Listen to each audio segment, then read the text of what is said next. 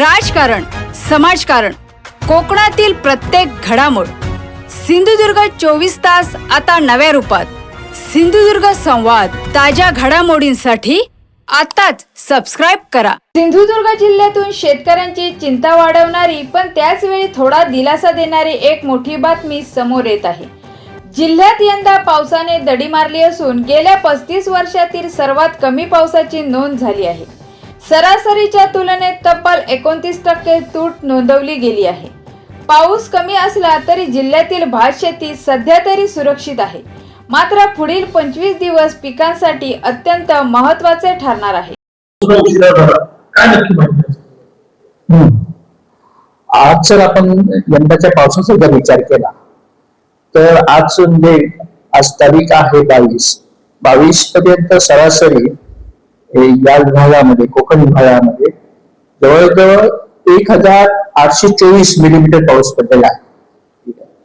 आणि गेले 35 वर्षाची जर आपण सरासरी बघितली, म्हणजे जे बाळासाहेब सावंत कोकण कृषी विद्यापीठाचे जे कॉलेज आहे, महाविद्यालय मुले, येथे 1991 पासून म्हणजे 2025 पर्यंतचा सगळा संपूर्ण डाटा आहे हवामानाचा आणि विशेषतः पावसाचा.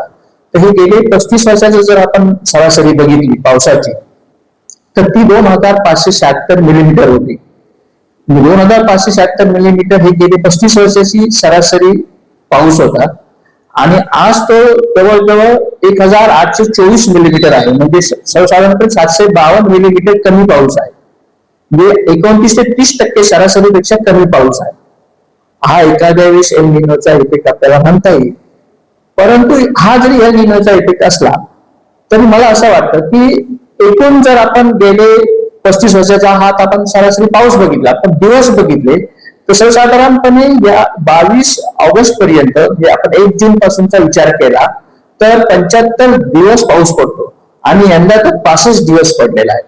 आपण पावसाचा दिवस कसा मोजतो, तर सरासरी साधारणपणे 2.5 मिलीमीटर त्या दिवसाला पाऊस पडला म्हणजे तुझा पाऊस दिवस समजला जातो. तर त्यामुळे आज जरी 65 दिवस पाऊस पडला असला आणि 752 मिलीमीटर जरी कमी पडला असला तरी आपल्याला जी आज भाताची परिस्थिती दिसते ती सर्वसाधारणपणे चांगली आहे, समाधानकारक आहे. कारण पावसाचे दिवस आपल्याला मिळाले. जरी यंदा 15 ते 20 दिवस पाऊस उशिरा पडला असला तरी पण 65 दिवस पाऊस पडल्यामुळे आपल्याला भाताची उत्पादकता आहे, भाताचं जे आहे समाधानकारक आहे. परंतु आता यापुढे अशी अपेक्षा आहे की साधारणपणे आपल्याला अजून 20 ते 25 दिवस पावसाची आवश्यकता आहे. म्हणजे आणि ती सुद्धा सरासरी जर समान हप्त्यामध्ये पडली पाहिजे पाऊस. म्हणजे एका दिवशी जर आपल्याला 500 मिलीमीटर पडला तर उपयोग नाही. तर यापुढे साधारणपणे 20 ते 25 दिवस आपल्याला सरासरी रोज 25 ते 30 मिलीमीटर जरी पाऊस पडला तरी भाताची उत्पादकता आपल्याला चांगली येईल. भातामध्ये तसं घाबरण्याची कोकणातील गरज नाही. तो एक विषय आहे. आणि दुसरा विषय मला असं वाटतं की हा जो पाऊस आहे आपला सरासरी पाऊस, किंवा काही ठिकाणी काही म्हणतात लोक इथे पडतो तिथे पडतो, तर हे दरवर्षीच आहे. आपल्याला साधारणपणे जमिनीचा जसा एका मीटरला फरक दिसतो तसा 2-2 किलोमीटर 5-5 किलोमीटर पावसाचा फरक आपल्याला दिसतो. काही ठिकाणी पडतो, काही ठिकाणी पडत नाही. परंतु याही परिस्थितीमध्ये भाताच्या शेतकऱ्यांनी घाबरून जायची गरज नाही असं मला वाटतं. कारण अजूनही जरी 20 ते 25 दिवस पाऊस पडेल आणि आजचा जो ओलावा आहे, म्हणजे आता गणपतीच्या दरम्यान फुटवा सुरू होईल भाताचा, तर त्या फुटव्याच्या दरम्यान जरी पाऊस मिळाला आपल्याला तरी आपल्याला जी सरासरी भाताची उत्पादकता आहे तेवढी आपल्याला मिळेल अशी मला खात्री आहे. एल निनोचा यंदा बऱ्याच ठिकाणी प्रभाव आहे.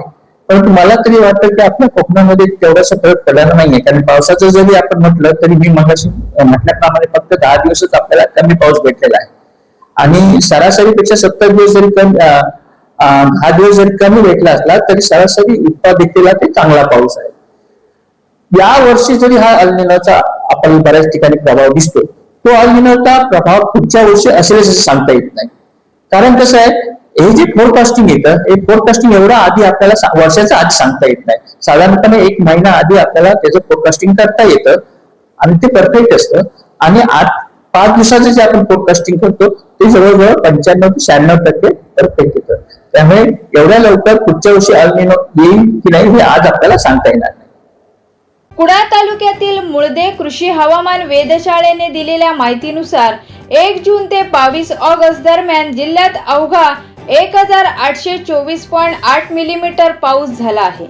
1991 सालापासूनचा विचार केल्यास ही आजवरची सर्वात मोठी तूट आहे. पावसाच्या उत्तरार्धातही ही घट कायम राहण्याची शक्यता आहे. देशभरात अल निनोचा फटका बसत असला तरी कोकणात अधूनमधून पडणाऱ्या सरींमुळे शेतीचे मोठे नुकसान टळले आहे. सिंधुदुर्ग 24 तास आता नव्या रूपात. सिंधुदुर्ग संवाद ताज्या घडामोडींसाठी आताच सबस्क्राईब करा.